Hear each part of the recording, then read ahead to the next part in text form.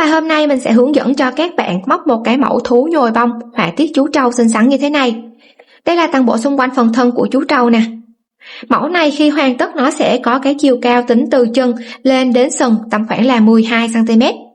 Nó có thể thích hợp để sử dụng làm móc gắn chìa khóa, hoặc là mình cũng có thể trang trí cho nhiều không gian khác nhau.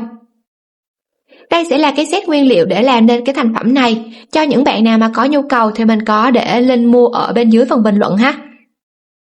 Màu của chú trâu thì các bạn có thể phối tùy thích. Bây giờ mình sẽ đi vào hướng dẫn chi tiết.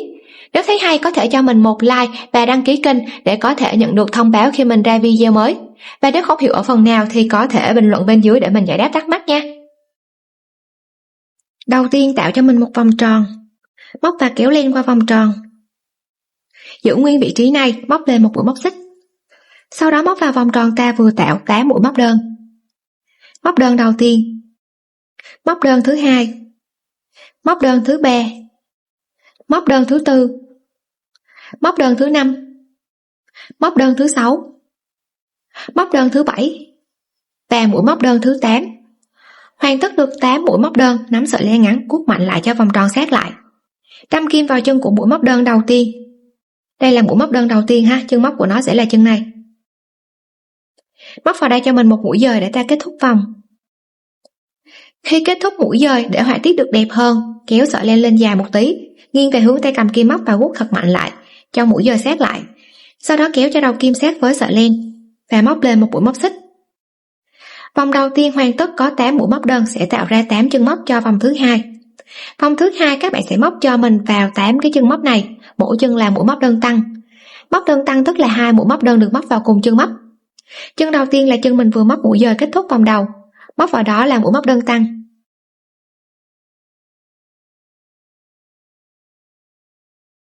Các bạn sẽ làm tương tự cho 7 chân còn lại cho đến hết luôn ha. Chân thứ hai cũng móc mũi móc đơn tăng.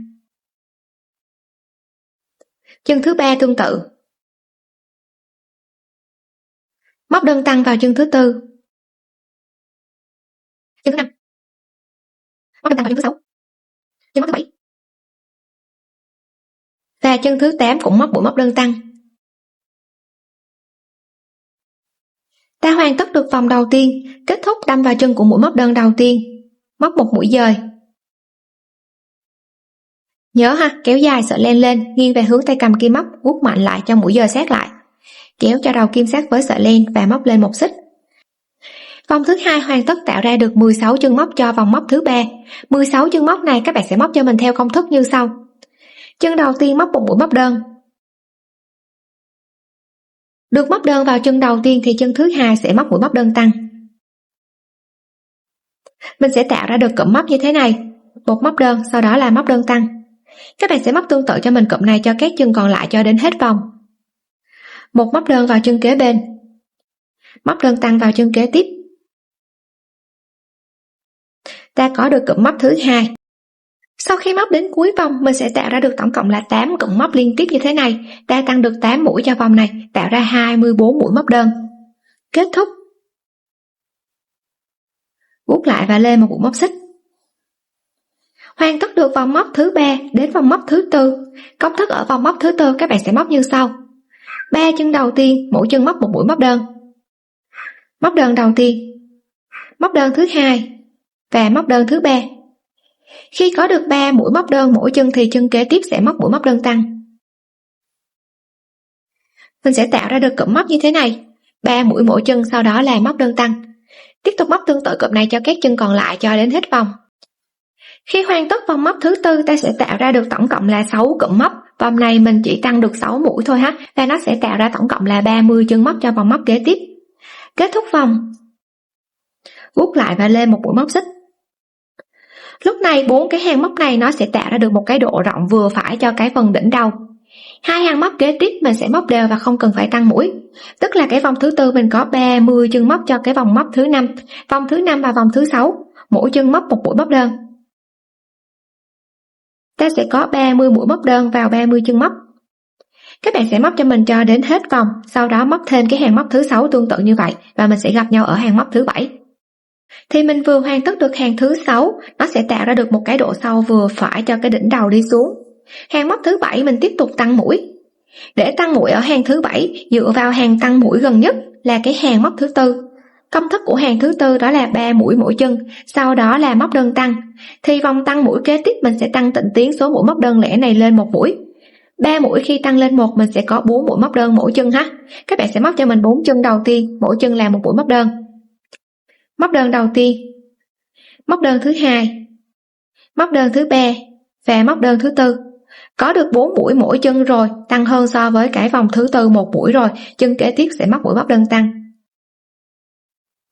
Mình sẽ tạo ra được cụm móc như thế này, 4 mũi mỗi chân, sau đó là móc đơn tăng. Các bạn sẽ móc tương tự cụm này cho các chân còn lại cho đến hết vòng.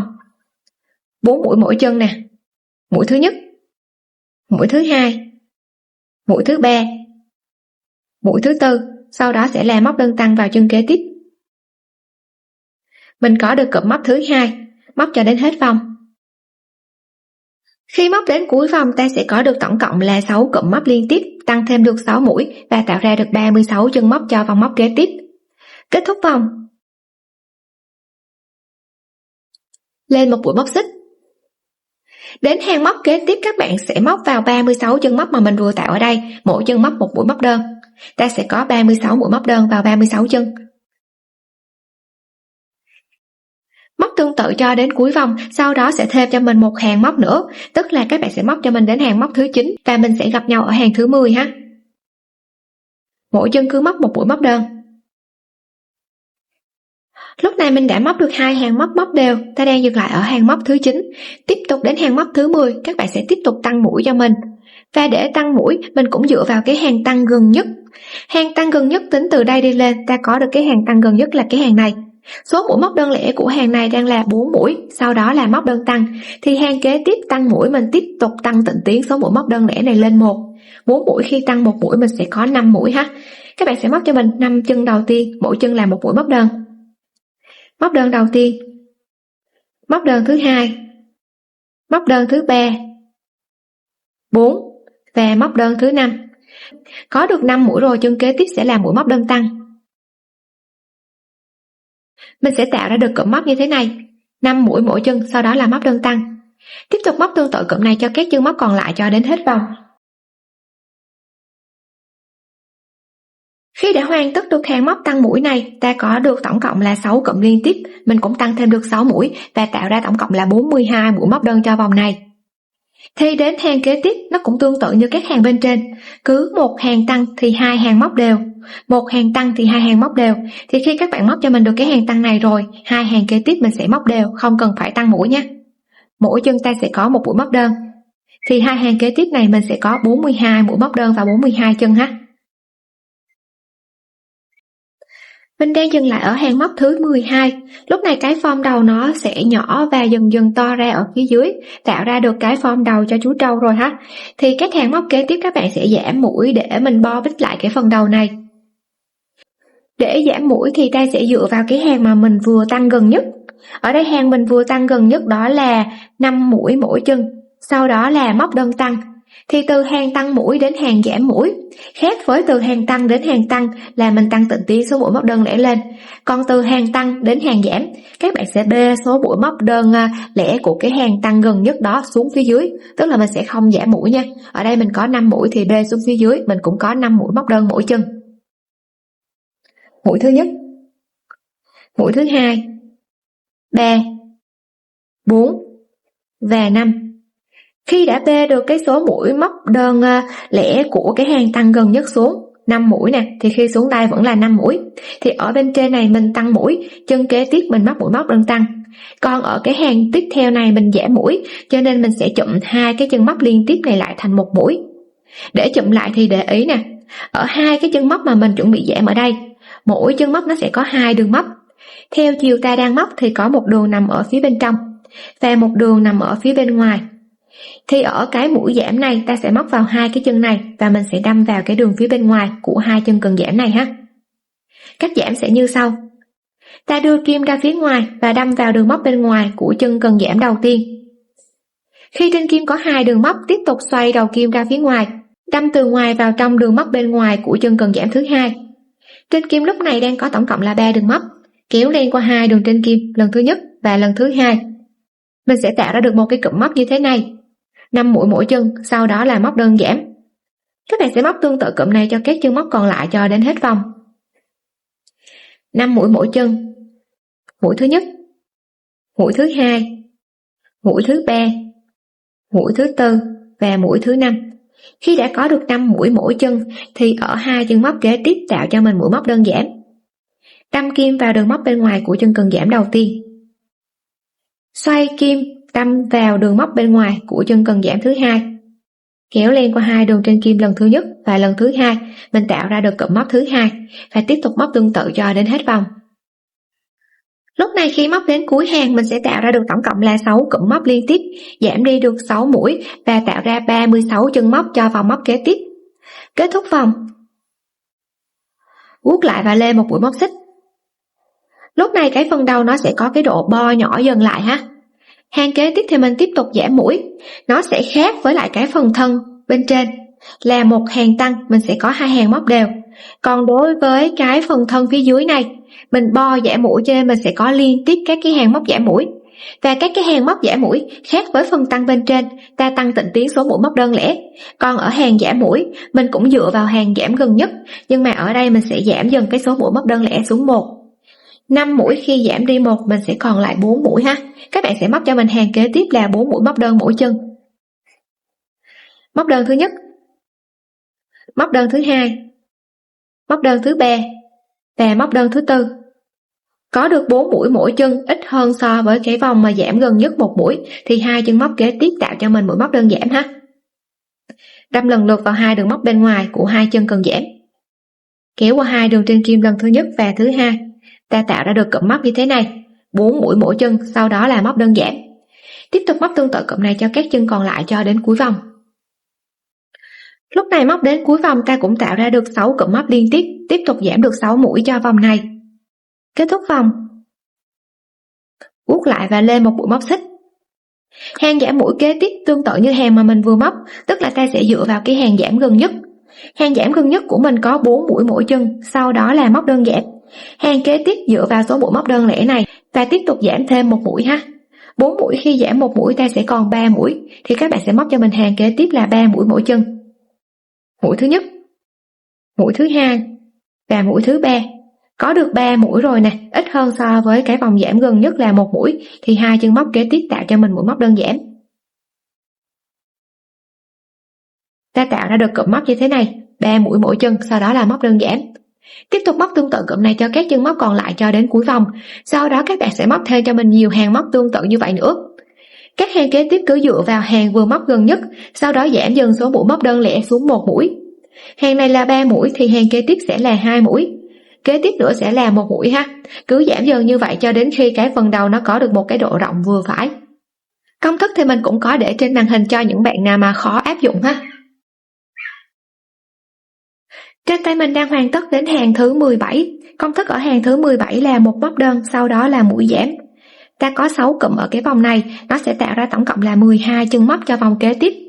Ở đây nó sẽ có được một cái độ rộng vừa phải. Ta sẽ sử dụng cái khoảng trống này, các bạn sẽ luồn cho mình cái phần gòn vào bên trong. Nắn chỉnh cho cái vòng đầu cứng cáp. Mình sẽ có 12 chân móc của vòng thứ 17, thì ở vòng thứ 18 các bạn sẽ móc cho mình vào 12 chân này. Ta sẽ móc liên tiếp là 6 mũi giảm vào 12 chân này ha. Các mũi giảm thì cũng làm tương tự như các hàng mũi giảm bên trên. Đâm lần lượt vào hai đường móc bên ngoài của hai chân cần giảm. Kéo qua hai đường trên kim lần thứ nhất và lần thứ hai, mình có được mũi giảm đầu tiên. Tiếp tục mũi giảm thứ hai. Khi móc đến cuối vòng ta sẽ tạo ra được tổng cộng là 6 mũi giảm liên tiếp vào 12 chân đó. Kết thúc vòng, đâm vào chân của mũi giảm đầu tiên, móc một mũi dời. Khi móc có thể né cho mình những cái phần gòn ra để cái phần gòn nó không có bị lộ ra bên ngoài ha. Vuốt lại cho mũi dời của mình nó thắt lại. Sau đó các bạn sẽ cắt cho mình một đoạn len vừa đủ dài. Kéo sợi len qua, sử dụng kim khâu xỏ sợi len vào trong kim khâu. Vòng 18 mình hoàn tất nó sẽ có 6 cái chân móc của 6 cái mũi giảm này. Thì ở 6 cái mũi giảm này các bạn sẽ bỏ qua cho mình chân đầu tiên. Đâm vào đường móc bên ngoài của chân thứ hai. Đâm từ ngoài vào trong nhé. Bỏ qua chân thứ ba, đâm vào đường móc bên ngoài của chân thứ tư. bỏ qua đường móc thứ 5 và đâm vào đường bên ngoài của chân thứ 6. Guốc thật mạnh lại để cho cái vòng tròn này nó khít lại, và giấu phần len thừa này vào bên trong. Cắt len thừa, nắn chỉnh cho cái vòng đầu đều lại. Hoàn tất được đầu rồi, bây giờ mình sẽ móc cái phần thân phía dưới. Chân thì các bạn sẽ tạo cho mình một vòng tròn, móc và kéo len qua vòng tròn, móc lên một mũi móc xích, móc vào vòng tròn ta vừa tạo là 10 mũi móc đơn. Móc đơn đầu tiên, móc đơn thứ 2, móc đơn thứ 3,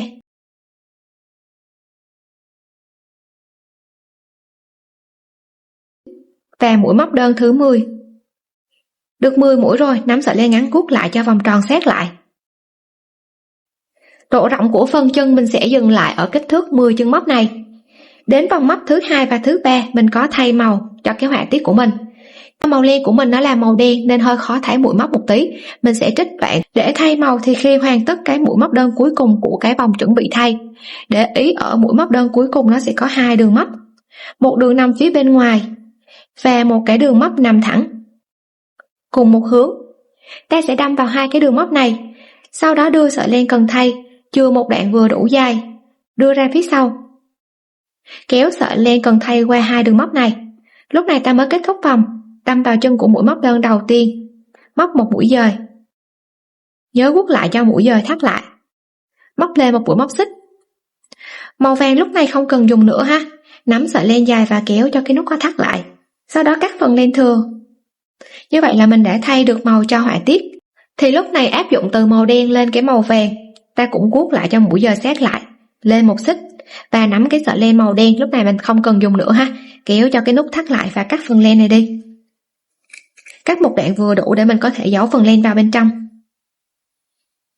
Đến vòng thứ 2 và vòng thứ 3 mình sẽ có 10 chân móc của vòng đầu tiên, ta sẽ móc mỗi chân là một mũi móc đơn. Móc cho đến cuối vòng, sau đó móc thêm một hàng nữa, thì như vậy là mình sẽ tạo được cái độ sâu cho cái phần chân với 3 hàng móc như thế này. Guốc lại. Ở cái mẫu chân đầu tiên thì các bạn sẽ móc lên cho mình một mũi móc xích, sau đó mình guốc cho cái nút này nó thắt lại và ta sẽ tiến hành cắt len, thì mình sẽ có được cái chân đầu tiên như thế này. Khi móc cái chân thứ 2, các bạn móc mũi dời kết thúc cái vòng thứ 3 rồi, thì ở cái vị trí này, thì từ cái vị trí này các bạn sẽ móc lên cho mình 3 mũi móc xích ha. Được 3 mũi rồi, mình sẽ đưa cái đầu kim này về với cái chân đầu tiên. Mình sẽ đâm vào cái chân móc cuối cùng, chân của mũi móc đơn cuối cùng ở cái vòng móc thứ 3 của cái chân đầu tiên á. Đây là chân móc đơn cuối cùng. Đâm kim vào đó, móc vào một mũi dời. Guốc lại cho mũi dời thắt lại. Như vậy là ta đã nối được 2 chân lại với nhau ha. Từ đây móc lên một mũi móc xích. Để ý cho mình ở cái chân đầu tiên ta có 10 chân móc. Chân thứ 2 mình cũng có 10 chân móc và điểm nối là 3 mũi móc xích. Lúc này mình sẽ móc vào cái chân đầu tiên trước. Chân đầu tiên ta có 10 chân móc, thì cái chân móc đầu tiên mà mình móc nó sẽ là cái chân mà mình móc mũi dời vào ha. Móc vào đó một mũi móc đơn. Để không bị lạc mũi thì dùng kim đánh dấu cho mình vào cái chân móc đơn đầu tiên ở vòng thứ 4 này. Sau đó tiếp tục móc vào chính chân kế tiếp, mỗi chân móc một mũi móc đơn. Mũi thứ 2 nè, mũi thứ 3, 4, 5, 6, 7, 8, 9, 20. Ta có được 10 mũi móc đơn vào 10 chân của cái chân đầu tiên, thì tiếp tục sẽ là cái vị trí 3 mũi xích mà mình nối ở đây. Vị trí 3 mũi xích này các bạn sẽ móc cho mình vào chân của mũi xích đầu tiên là một mũi móc đơn. Được móc đơn vào chân xích đầu tiên, ở chân thứ 2 ta sẽ móc vào chân thứ 2 là 3 mũi móc đơn cùng chân móc. Móc đơn đầu tiên, móc đơn thứ 2 và móc đơn thứ 3. Có được 3 mũi móc đơn vào chân nằm chính giữa, thì còn một cái xích cuối cùng, thì xích này các bạn sẽ móc cho mình một mũi móc đơn. Như vậy là 3 chân móc của cái đoạn xích nối nó sẽ tạo ra được tổng cộng là 5 mũi móc như thế này. Từ đây tiếp tục di chuyển kim đến cái chân thứ 2. Chân thứ 2 này mình cũng có 10 chân móc, các bạn cũng móc cho mình 10 mũi móc đơn vào 10 chân này. Mũi thứ nhất, mũi thứ 2, mũi thứ 3. Khi đã có được 10 mũi móc đơn vào 10 chân của cái chân thứ 2 rồi, thì cái chân móc kế tiếp mà ta gặp sẽ là 3 mũi xích mà mình nối ở đây. Thì tương tự như cái đầu đối diện, chân đầu tiên các bạn sẽ móc cho mình một mũi móc đơn, Chân thứ hai sẽ móc 3 mũi móc đơn vào cùng chân móc. Mũi thứ nhất, mũi thứ hai và mũi thứ ba. Còn lại chân xích cuối cùng thì chân xích đó mình chỉ móc một mũi móc đơn thôi ha, nó tương tự giống như cái đầu đối diện. Như vậy là mình đã hoàn tất được vòng móc thứ tư và nối hai chân lại với nhau. Kết thúc thì mình sẽ đâm vào cái chân mà mình đánh dấu. Thì đây là chân đầu tiên của cái vòng thứ tư này. Đâm kim vào đó, móc một mũi dời. Nhớ gút lại cho mũi dời sát lại, sau đó móc lên một mũi móc xích. Như vậy là ta đã có được cái khoảng cách của hai chân, nối được hai chân lại với nhau và tạo ra tổng cộng là 30 chân móc cho cái hàng móc kế tiếp. Từ hàng móc kế tiếp các bạn sẽ móc đều và không cần phải tăng cũng không cần giảm mũi. Mỗi chân ta cứ móc một mũi móc đơn. Mình sẽ có 30 mũi móc đơn vào 30 chân. Móc cho mình cho đến cuối vòng, sau đó thêm cho mình 2 hàng móc nữa, tức là ở đây mình sẽ có 3 hàng móc đều ha. Mỗi chân cứ móc một mũi móc đơn. Mình đã dừng lại ở hàng móc thứ 7, tạo được một cái độ cao cho cái phần thân rồi. Để thay màu thì khi hoàn tất cái mũi móc đơn cuối cùng của cái vòng chuẩn bị thay, để ý ở mũi móc đơn cuối cùng nó sẽ có 2 đường móc, một đường nằm phía bên ngoài và một cái đường móc nằm thẳng cùng một hướng. Ta sẽ đâm vào 2 cái đường móc này, sau đó đưa sợi len cần thay chừa một đoạn vừa đủ dài, đưa ra phía sau, kéo sợi len cần thay qua 2 đường móc này. Lúc này ta mới kết thúc vòng, đâm vào chân của mũi móc đơn đầu tiên, móc một mũi dời. Nhớ guốc lại cho mũi dời thắt lại, móc lên một mũi móc xích. Màu vàng lúc này không cần dùng nữa ha, nắm sợi len dài và kéo cho cái nút có thắt lại. Sau đó cắt phần len thừa là mình đã thay được màu cho họa tiết. Hàng móc tiếp theo thì mình sẽ tiến hành giảm mũi để bo nhỏ lại cái phần thân và nối vào trong cái form đầu. Để giảm mũi thì ở hàng đầu tiên khi mà mình móc từ cái màu vàng lên màu trắng này nè, thì mỗi chân móc nó sẽ có 2 đường móc. Theo chiều mình đang móc thì ở cái hàng móc thay màu này, các bạn sẽ đâm cho mình vào cái đường móc ở phía bên trong của mỗi chân móc ha, cho cái vòng móc thay màu này luôn. Thì cách móc ở cái vòng móc kế tiếp như sau. Ta sẽ móc vào 3 chân đầu tiên, mỗi chân làm một mũi móc đơn. Và đều đâm kim cho mình vào đường móc phía bên dưới nha. Khi móc nhớ giấu len thừa. Móc đơn thứ 2 nè, và móc đơn thứ 3. Sau khi đã có cho mình được 3 mũi móc đơn vào 3 chân, thì 2 chân móc kế tiếp các bạn sẽ móc cho mình mũi móc đơn giảm. Nó khác với các cái mũi móc đơn giảm ở cái phần đầu, mình đâm vào đường móc bên ngoài. Còn lúc này các cái mũi móc của hàng móc thay màu này mình đều đâm vào cái đường nằm bên trong. Thì khi móc mũi móc đơn giảm ở cái hàng này, ta đâm vào cái đường nóc nằm bên trong của chân cần giảm đầu tiên. Sau đó tiếp tục tương tự ha, các bạn cứ đưa cho mình kim ra phía ngoài, đâm từ ngoài vào trong đường móc bên trong của chân cần giảm thứ 2. Thì lúc này trên kim nó cũng sẽ có 3 đường móc. Các bạn sẽ kéo lên cho mình qua 2 đường móc trên kim lần thứ nhất. Việc mà mình đâm kim ở bên trong á, thì khi mà mình kéo lên nó sẽ hơi khó một tí ha, các bạn cẩn thận ở cái vị trí này. Sau đó kéo lên qua 2 đường trên kim lần thứ 2. Mình đã tạo ra được một mũi móc đơn giảm và ta sẽ có được cụm móc như thế này. 3 mũi móc đơn mỗi chân, sau đó là móc đơn giảm. Các bạn tiếp tục móc tương tự cụm này cho các chân còn lại cho đến cuối vòng ha. 3 mũi mỗi chân nè. Mũi thứ nhất, mũi thứ 2, mũi thứ 3. Có được 3 mũi mỗi chân rồi, 2 chân móc kế tiếp móc mũi móc đơn giảm. Đâm kim lần lượt vào 2 đường móc bên trong của 2 chân cần giảm. Kéo len qua 2 đường trên kim lần thứ nhất và lần thứ 2. Ta tạo ra được cụm thứ 2 và móc tương tự cho đến hết vòng. Lúc này khi móc đến cuối hàng ta sẽ tạo ra được tổng cộng là 6 cụm móc liên tiếp, giảm được 6 mũi và giúp cho cái phần thân nó bo nhỏ lại. Kết thúc vòng. Guốc lại và lên một mũi móc xích. Từ hàng móc kế tiếp thì mình sẽ móc luôn vào chân móc chứ không cần phải đâm vào đường nằm bên trong nữa ha. Ta hoàn tất được một hàng móc giảm mũi rồi thì ở cái phần thân giảm mũi này, cứ một hàng giảm thì hàng kế tiếp sẽ là hàng móc đều. Hàng mình vừa hoàn tất nó tạo ra 24 chân móc. Hàng kế tiếp các bạn sẽ móc đều cho mình, mỗi chân một mũi móc đơn. Ta sẽ có 24 mũi móc đơn vào 24 chân. Các bạn sẽ móc cho mình cho đến hết vòng. Khi hoàn tất được một hàng móc đều thì hàng kế tiếp tục giảm mũi. Cách giảm mũi thì các bạn cũng làm tương tự cho mình giống như từ cái phần đầu ha. Mình sẽ dựa vào cái hàng giảm gần nhất và giảm dần số mũi móc đơn lẻ xuống 1. Hàng giảm gần nhất của mình là 3 mũi mỗi chân, sau đó là móc đơn giảm. Hàng kế tiếp giảm số mũi móc đơn lẻ này xuống 1 thì 3 giảm 1, mình còn 2 mũi mỗi chân. Mũi thứ nhất, mũi thứ hai. Như vậy là ta đã giảm đi được 1 mũi. 2 chân móc kế tiếp móc mũi móc đơn giảm. Ở mũi móc đơn giảm này thì mình sẽ làm như cái phần đầu ha, đâm vào đường móc bên ngoài. Mình sẽ tạo ra được cụm móc như thế này, 2 mũi mỗi chân, sau đó là móc đơn giảm. Tiếp tục móc tương tự cụm này cho đến cuối vòng. Móc đến cuối vòng ta cũng tạo ra được tổng cộng là 6 cụm móc liên tiếp, giảm thêm được 6 mũi cho vòng này, và cái phần thân nó sẽ bo nhỏ dần lại ha. Kết thúc vòng, vuốt lại lên một mũi móc xích. Cứ một hàng giảm thì hàng kế tiếp sẽ là móc đều, hàng giảm thì hàng kế tiếp sẽ là móc đều, thì hàng mình vừa móc là hàng giảm, kế tiếp sẽ là hàng móc đều. Các bạn sẽ móc mỗi chân làm một mũi móc đơn cho đến hết vòng. Được một hàng móc đều thì hàng kế tiếp xen kẽ sẽ là một hàng giảm mũi. Tương tự như hàng giảm mũi bên trên thì mình tiếp tục dựa vào hàng giảm gần nhất.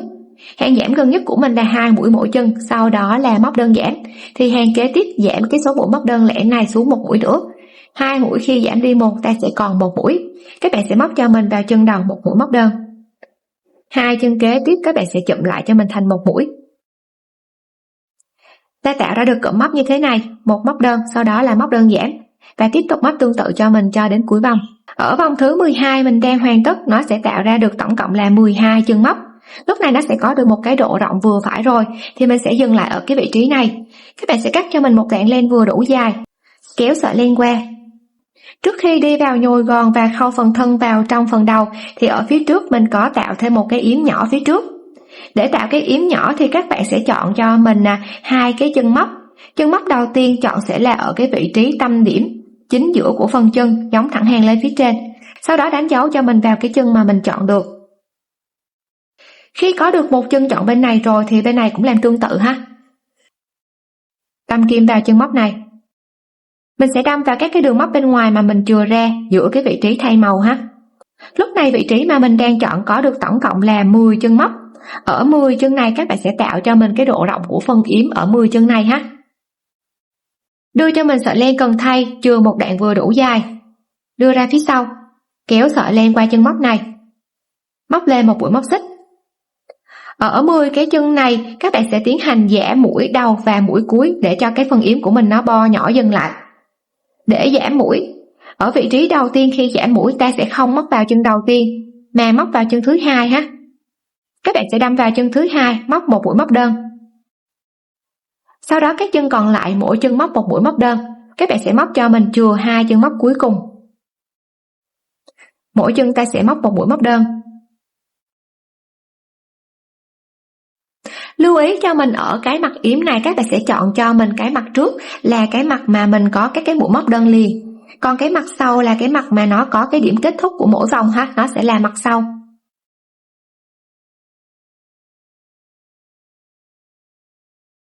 Tiếp tục móc đơn thứ 6. Móc đơn thứ 7. Khi đã có cho mình được 7 mũi móc đơn liên tiếp thì ở 2 chân móc cuối cùng là chân mình đánh dấu và cái chân móc sát đó. 2 chân này các bạn sẽ tạo cho mình một mũi móc đơn giảm ở 2 chân này. Mình sẽ đâm vào đường móc đầu tiên, đưa kim ra phía ngoài và đâm vào đường móc thứ hai. Kéo len qua 2 đường trên kim, lần thứ nhất và lần thứ hai. Như vậy là ở đây mình cũng giảm đi được 1 mũi. 10 chân móc thì mình còn lại là 8 mũi móc đơn ở cái hàng móc này. Tiếp tục móc lên một mũi móc xích. Quay ngược đầu móc lại. Hàng thứ hai của phần thân yếm cũng làm tương tự, tức là mình cũng giảm mũi đầu và mũi cuối hàng móc. Giảm mũi đầu thì ta sẽ không móc vào chân đầu tiên mà mình móc từ cái chân thứ hai. Móc vào đây một mũi móc đơn. Các chân còn lại thì mỗi chân móc một mũi móc đơn và tiếp tục chừa cho mình 2 chân móc cuối cùng. Móc đơn thứ hai nè, móc đơn thứ ba, móc đơn thứ tư và mũi móc đơn thứ 5. Ta có được 5 mũi móc đơn liên tiếp thì 2 chân móc còn lại. 2 chân này các bạn sẽ tạo cho mình mũi móc đơn giảm. Để giảm mũi ở 2 chân này, khác với các cái mũi giảm mà mình móc vừa rồi á, thì ở 2 chân này ta sẽ đâm kim vào chân cần giảm đầu tiên và lúc này các bạn sẽ đâm luôn vào chân móc. Kéo lên qua chân móc. Trên kim đang được 2 đường móc, tiếp tục đâm vào chân cuối cùng. Đâm luôn vào chân móc nha. Kéo lên qua chân móc. Lúc này trên kim được 3 đường móc thì mình sẽ kéo lên qua hết 3 đường trên kim luôn. Thì đây sẽ là cái cách mà mình móc mũi móc đơn giản thứ hai ha. Và ta cũng tạo ra được tổng cộng là 6 mũi móc cho cái vòng tiếp theo. Móc lên một mũi móc xích, quay ngược đầu móc. Thì lúc này hai hàng móc này nó sẽ tạo được cái chiều cao cho phần thân yếm. Những bạn nào mà muốn cho cái phần thân yếm này nó cao hơn nữa thì mình tiếp tục móc thêm nhiều hàng móc. Cứ giảm một mũi đầu và một mũi cuối sao cho cái phần thân yếm này nó có được một cái chiều cao tương thích với cái phần thân là được. Ở đây mình sẽ dừng lại ở hai hàng móc phần thân này. Và từ vị trí này các bạn sẽ móc lên cho mình một dây móc xích, sao cho khi mà mình luồn từ cái vị trí này, luồn quanh qua cái phần cổ, ra phía sau cổ, nó sẽ chạm được đến cái chân đầu tiên của cái phần yếm này ha. Size này thì mình sẽ móc lên tầm khoảng là 18 mũi móc xích. Mũi thứ nhất nè, 2, 3, 4, 17 và 18. 18 mũi này ha, khi mà mình nối từ đây luồn qua phía sau cổ và đưa ra phía trước, nó sẽ chạm được đến cái chân đầu tiên của cái vòng móc cuối cùng ở phần thân yếm nè. Thì lúc này các bạn sẽ di chuyển kim cho mình đến cái chân đầu tiên của cái phần thân yếm này, móc vào đó một mũi dời. Khi kết thúc mũi dời, vuốt lại cho mũi dời sát lại và cắt len. Lúc này sợi len đang nằm ở mặt phải của thành phẩm ha. Ta đâm kim từ dưới lên trên vào chân móc vừa móc mũi dời kết thúc để kéo cái sợi len thừa ra phía sau. Sau đó giấu cho mình phần len thừa vào trong các cái mũi móc. Các bạn sẽ nhồi gòn vào bên trong. Khi nhồi gòn thì nhớ nắn chỉnh cho hai cái chân này nó đều phần gòn, giúp cho cái phần thân của mình nó được cứng cáp và đều hơn ha. Nhồi gòn hoàn tất rồi ha, nắn chỉnh cho gòn đều ở hai chân rồi và giấu len thừa, ta sẽ có được cái form thân xinh xắn như thế này. Bây giờ mình sẽ tiến hành khâu thân vào trong phần đầu. Đối với cái phần đầu thì tính từ cái vòng đầu tiên đi xuống, các bạn sẽ khâu cho mình cái phần thân vào giữa hàng thứ 17 và hàng thứ 18. Vì ở giữa hai hàng móc này nó sẽ có tổng cộng là 12 chân móc, nó sẽ bằng với kích thước 12 chân móc của vòng cuối cùng ở phần thân. Và cách đâm kim ở phần đầu, ở giữa vòng thứ 17 và vòng thứ 18, mình sẽ đâm kim vào hai chân móc nằm ngang cùng một hàng móc. Chân vừa đâm kim lên thì tiếp tục đâm xuống và đâm ngang qua chân kế tiếp. Tiếp tục ha, chân vừa đâm kim lên thì đâm xuống và đâm ngang chân kế tiếp. Thì đây sẽ là cách mà mình đâm kim ở cái phần đầu. Còn đối với cái phần thân thì mình sẽ đâm vào từng cái chân móc liên tiếp. Và khi đâm kim các bạn sẽ đâm cho mình từ trong ra ngoài vào các cái chân móc liên tiếp ha. Khi khâu các bạn sẽ luồn cho mình cái đầu kim này, luồn cho mình qua cái sợi dây của phần thân yếm để đẩy cái sợi dây này qua một bên. Phần đầu thì cái điểm kết thúc của phần đầu các bạn cũng đưa cho mình ra cái mặt sau luôn. Ta sẽ đâm vào hai chân móc nằm ngang giữa hàng thứ 17 và hàng thứ 18. Kéo len. Sau đó chân kế tiếp của cái phần thân thì đâm từ trong ra ngoài. Tiếp tục chân vừa đâm kim lên thì đâm xuống và đâm ngang qua chân kế tiếp. Kéo len. Chân kế tiếp của phần thân ha, tương tự đâm từ trong ra ngoài vào chân kế tiếp. Khi mình đâm khoảng tầm 2 cho đến 3 chân như vậy, các bạn sẽ guốc lại cho cái đường khâu của mình nó thắt lại. Sau đó các bạn sẽ khâu tương tự cho mình cho các chân còn lại cho đến hết vòng. Khâu hoàn tất cho đến cuối thì tiến hành giấu phần len thừa vào bên trong và cắt len. Nắn chỉnh cho phần gòn đều lại. Thì như vậy là cái sợi dây của phần yếm nó cũng nối ra phía sau và ta sẽ hoàn tất được phần thân. Bây giờ mình sẽ tiếp tục móc cái phần chân ở phía trên. Tạo cho mình một vòng tròn, móc và kéo len qua vòng tròn. Giữ nguyên vị trí này, lên một mũi móc xích. Móc vào vòng tròn ta vừa tạo là 8 mũi móc đơn. 1, 2, 3, 4, 5, 6, 7 và 8. Nắm sợi len ngắn vuốt lại cho vòng tròn sát lại. Đâm kim vào chân của mũi móc đơn đầu tiên, móc một mũi dời. Vuốt lại cho mũi dời sát lại và lên một mũi móc xích. 8 chân móc này nó sẽ tạo cho mình được cái độ rộng cho cái phần chân phía trên. Và các hàng móc kế tiếp mình sẽ móc đều, không cần phải tăng mũi nữa. Móc cho mình mỗi chân là một mũi móc đơn. Ở đây mình sẽ có tổng cộng là 7 hàng móc cho cái phần chân phía trên. 2 hàng móc màu đen và 5 hàng móc phía trên mình có thay màu.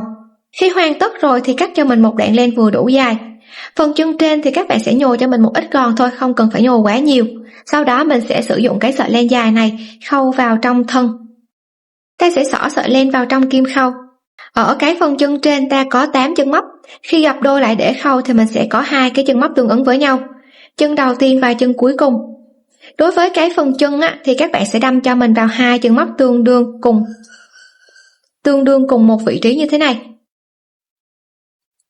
Đối với cái phần chân trên nó có 8 chân móc, khi gập đôi lại thì mình sẽ có 2 chân móc song song và tương ứng với nhau, thì ta sẽ đâm vào 2 cái chân móc như thế này ha, đâm kim cùng một lúc vào 2 cái chân móc này.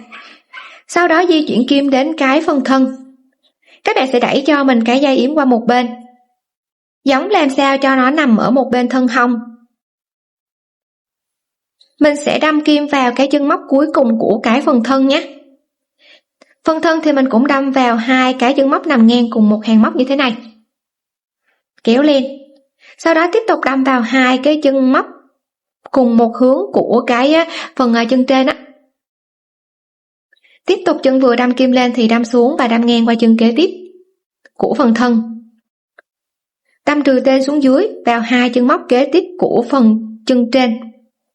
Khi đâm khoảng tầm 2 đến 3 chân như thế này, nhớ guốc lại cho cái đường khâu sát lại. Sau đó các bạn sẽ khâu tương tự cho mình cho đến hết, ta sẽ hoàn tất được cái phần chân phía trên như thế này. Sau khi đã khâu đến hết thì mình sẽ tiến hành giấu phần len thừa vào bên trong các cái mũi móc và cắt len thừa. Phần dây yếm lúc này đang nằm ở bên dưới, các bạn sẽ luồn lên phía trên cái chân trên. Như vậy là dây yếm nó sẽ căng hơn ha. Làm tương tự cho mình cho cái phần chân trên còn lại. Như vậy là mình đã hoàn tất được 2 chân phía trên. Bây giờ mình sẽ tiếp tục móc các cái họa tiết cho phía trên đầu. Trên tay mình đang là tai và sừng của chú trâu, thì công thức móc tai và sừng nó cũng tương tự giống như nhau, chỉ khác là ở phần sừng mình móc lên 4 hàng, còn ở phần tai thì mình sẽ móc lên 5 hàng. Bây giờ mình sẽ hướng dẫn cho các bạn cách móc ha. Đầu tiên cần tạo cho mình một vòng tròn, móc và kéo len qua vòng tròn, giữ nguyên vị trí này và lên một mũi móc xích. Móc vào vòng tròn ta vừa tạo 6 mũi móc đơn. Móc đơn đầu tiên, móc đơn thứ hai, móc đơn thứ ba, móc đơn thứ tư, móc đơn thứ 5 và mũi móc đơn thứ 6. Nắm sợi len ngắn guốc lại cho vòng tròn sát lại. Đâm kim vào chân của mũi móc đơn đầu tiên, móc một mũi dời. Nhớ guốc lại cho mũi dời sát lại, sau đó móc lên một mũi móc xích. Đến vòng móc thứ hai thì ta sẽ có 6 chân móc của vòng đầu tiên. Vòng thứ hai móc theo công thức như sau: 2 chân móc đầu tiên, mỗi chân móc một mũi móc đơn. Móc đơn đầu tiên vào chân đầu tiên, móc đơn thứ hai vào chân thứ hai. Ở cái chân móc đơn thứ ba, ở cái chân thứ ba các bạn sẽ móc cho mình vào đó là mũi móc đơn tăng ha. Mình sẽ tạo ra được cụm móc như thế này, 2 mũi mỗi chân, sau đó là móc đơn tăng. 3 chân còn lại thì lặp lại cho mình cái cụm này, 2 mũi mỗi chân nè, mũi thứ nhất, mũi thứ hai, còn lại chân cuối cùng thì ta sẽ móc mũi móc đơn tăng. Như vậy là khi kết thúc vòng này mình sẽ có được 2 cụm, tăng được 2 mũi và tạo ra 8 mũi móc đơn cho vòng này. Kết thúc vòng, guốc lại và lên một mũi móc xích. Sau khi đã hoàn tất cho mình được 2 hàng móc, tạo được một cái độ rộng vừa phải, thì ở đây phần sừng và phần tai, độ rộng này mình sẽ giữ nguyên ha. Đối với phần sừng thì 2 hàng móc kế tiếp các bạn sẽ móc cho mình mỗi chân là một mũi móc đơn. Ta sẽ có 8 mũi móc đơn vào 8 chân cho 2 vòng kế tiếp. Móc tương tự cho mình cho đến cuối vòng, sau đó thêm 1 hàng nữa, thì như vậy là ta sẽ có được chiều cao của phần sừng. Các bạn sẽ nắn chỉnh cho cái phần sừng nó đều lại. Hoàn tất thì cắt một đoạn len vừa đủ dài để mình sử dụng cái phần này mình khâu vào trong thân của đầu. Còn đối với phần tai thì các bạn sẽ móc lên cho mình 3 hàng móc, thay vì là 2 hàng giống như phần sừng thì phần tai mình sẽ móc lên 3 hàng móc đều để cho cái phần tai nó dài hơn cái phần sừng. Khi hoàn tất tai thì các bạn cũng nhớ cắt một đoạn len vừa đủ dài ha. Ta sẽ có chiều cao của phần tai là 5 hàng móc, còn chiều cao của phần sừng sẽ là 4 hàng móc. Bây giờ mình sẽ tiến hành khâu cái họa tiết này vào. Ở đây mình đã khâu sẵn mẫu một sừng và tai rồi nè, thì các bạn sẽ khâu cho mình tương tự cho bên đối diện ha. Trước khi khâu sừng thì nhồi gòn vào bên trong cho phần sừng được cứng cáp. Canh chỉnh cho 2 sừng nó nằm thẳng phía bên thân hông. Từ cái vòng đầu tiên của đầu, cách cho mình 2 vòng móc ha, vòng đầu tiên và vòng thứ hai, mình sẽ bắt đầu đâm kim từ vị trí này. Các bạn sẽ đâm kim qua ha. Khi khâu thì nó cũng rất là đơn giản. mình cũng đâm vào cái chân móc kế tiếp của phần sừng. Còn cái phần đầu á, chân vừa đâm kim lên thì nhớ đâm xuống và đâm đến cái chân móc mà mình canh tương ứng với cái vị trí mà mình khâu ha. Sau đó tiếp tục cái phần sừng thì mình đâm kim vào chân móc kế tiếp. Còn phần đầu thì chân vừa đâm kim lên, đâm xuống và đâm đến cái vị trí chân móc mà mình cần khâu. Các bạn sẽ khâu cho mình hết một vòng và lưu ý cái diện tích của phần sừng khi mình khâu vào đầu nó sẽ nằm trong tầm khoảng 3 hàng móc nha. Ở đây mình đã được 2 hàng rồi nè. Tiếp tục đâm vào chân kế tiếp của phần sừng. Chân vừa đâm kim lên thì đâm xuống và đâm qua cái chân mà mình cần chọn tiếp theo. Lúc này diện tích của phần sừng với cái phần đầu nó đã được tầm 3 hàng móc rồi. Bây giờ các bạn tiếp tục khâu ngang ha.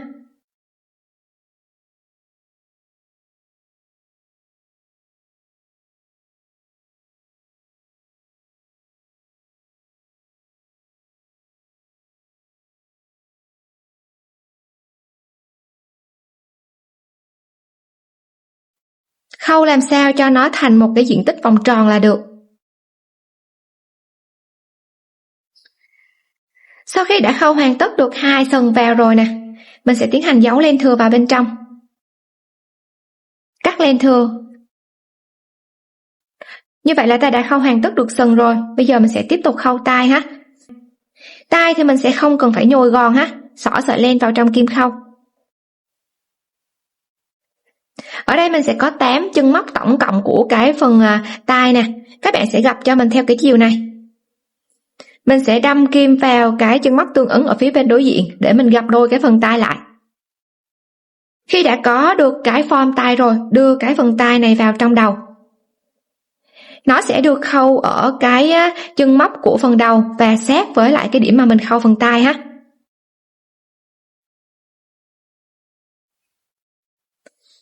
Di chuyển kim về lại các cái chân móc của phần tai nè, thì lúc này mình sẽ có tổng cộng là 4 cái điểm mà mình cần đâm kim luôn. Đâm cùng một lần liên tiếp để mình cố định lại được cái phần tai ha. Sau đó đâm vào chân móc kế tiếp của phần thân đầu á. Khâu hoàn tất thì nhớ guốc lại cho cái đường khâu của mình nó khít lại. Ta sẽ ra được cái form tai như thế này. Giấu phần len thừa vào bên trong thì mình sẽ có được cái điểm khâu như thế này ha. Bây giờ mình sẽ tiếp tục hướng dẫn móc cái phần mũi phía trước. Tạo cho mình một nút, móc và kéo len qua vòng tròn. Dùng tay kéo sợi len dài để thành một nút.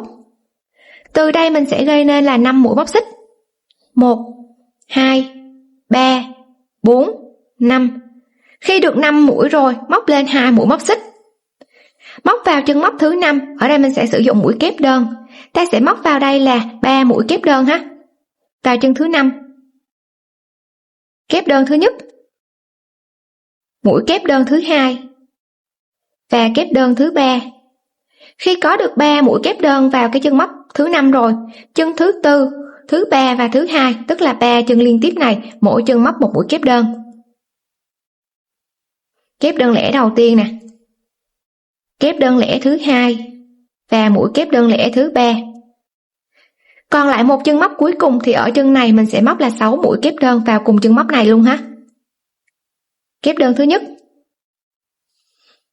Kép đơn thứ 2. Kép đơn thứ 3. Mũi kép đơn thứ 4. Kép đơn thứ 5 và mũi kép đơn thứ 6.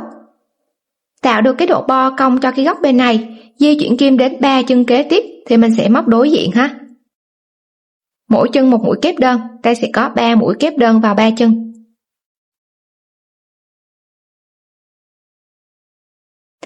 Còn lại một chân móc cuối cùng thì ban đầu mình đã móc lên 3 mũi kép đơn. Các bạn tiếp tục móc thêm cho mình cũng vào cái chân móc đó luôn, móc thêm 3 mũi kép đơn nữa để ta có được 6 mũi tổng cộng ha.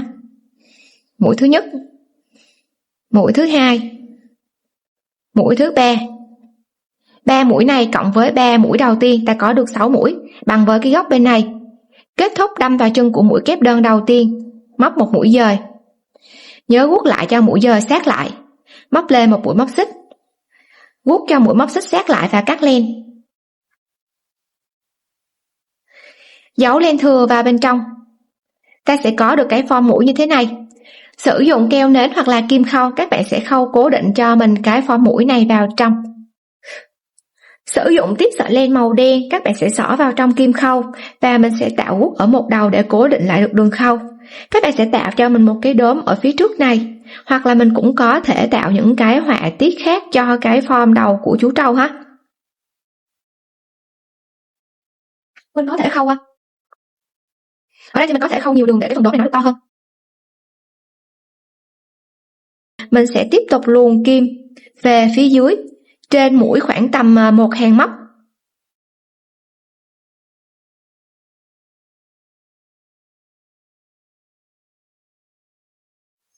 Từ vị trí này sử dụng cho mình thêm hạt ngọc. Ngọc này nó sẽ có cái đường kính tầm khoảng là 7mm. Xỏ vào nè, các bạn sẽ tạo cho mình một cái mắt ở đây. Và tiếp tục đưa kim về phía bên đối diện, canh chỉnh cho hai bên nó đều nhau ha. Khâu được một mắt rồi nè. Tiếp tục sử dụng hạt ngọc tiếp theo. Xỏ vào. Khâu lại. Ta có thể di chuyển kim về cái đốm này. Mình sẽ giấu cái phần len thừa ở đốm này ha, cho cái đường khâu của mình nó được đẹp hơn.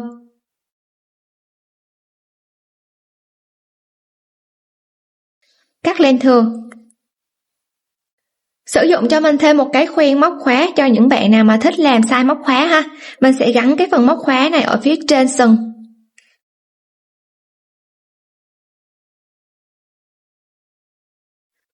Như vậy là ta sẽ có được một cái khoen móc khóa xinh xắn như thế này ha. Mẫu này nếu không thích làm khoen móc khóa, các bạn cũng có thể sử dụng cái form này để mình trang trí cho nhiều không gian khác nhau. Khi thực hiện có điểm nào không hiểu để lại bình luận bên dưới để mình giải đáp thắc mắc nha. Chúc các bạn móc thành công!